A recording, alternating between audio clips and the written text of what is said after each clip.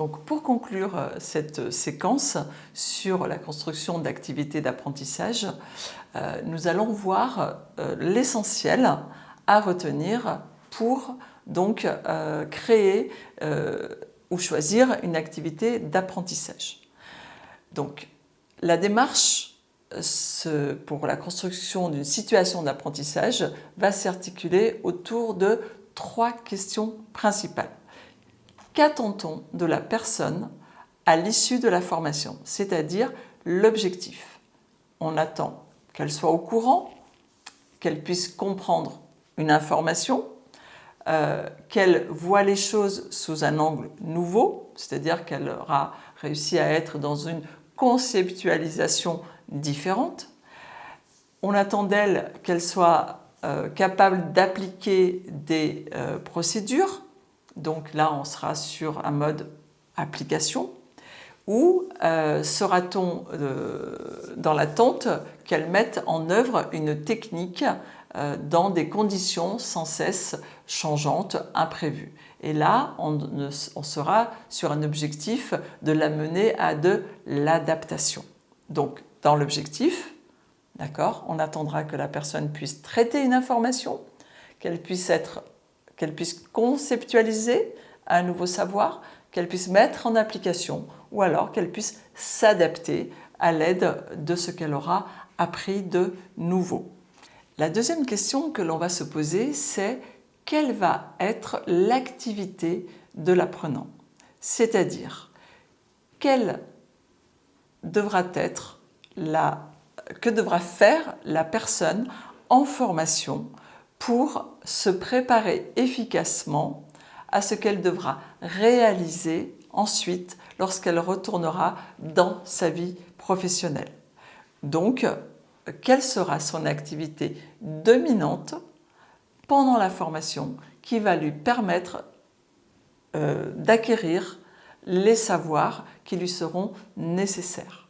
Donc, ces différentes activités qui vont donc également conditionner bien évidemment le choix des méthodes pédagogiques, ces activités vont tourner autour de écouter, mémoriser, observer, reproduire, résoudre des problèmes, analyser, échanger. Vous voyez bien que là, on est dans les 4 méthodes pédagogiques et dans le rôle de l'apprenant pour chacune des méthodes.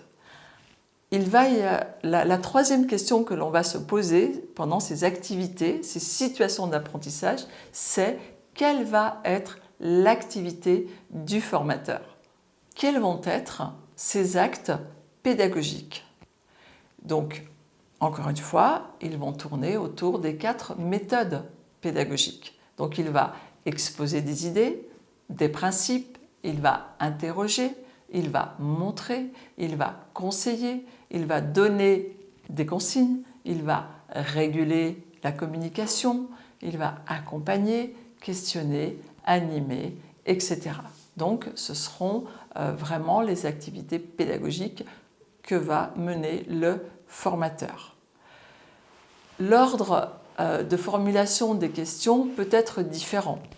Il peut très bien partir de ce qu'il souhaite que l'apprenant mette en mouvement comme activité et donc lui va se positionner par rapport à ce que va faire l'apprenant et également il va choisir l'activité en fonction, effectivement s'il veut faire bouger l'apprenant, eh bien il va choisir une activité qui fera bouger l'apprenant.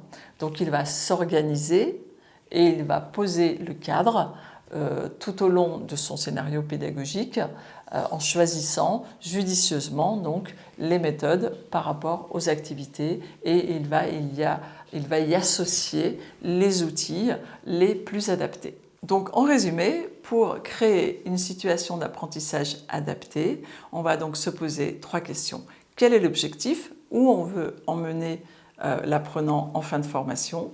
Donc on va s'attacher en deuxième questionnement à l'activité de l'apprenant, dans quelle situation va-t-on le mettre et ensuite quelle va être l'activité du formateur pendant que l'apprenant, lui, il aura sa propre activité. Et vous avez bien compris que toutes les activités, qu'elles soient de l'apprenant ou qu'elles soient du formateur, vont s'asseoir sur les méthodes pédagogiques que vous aurez choisies.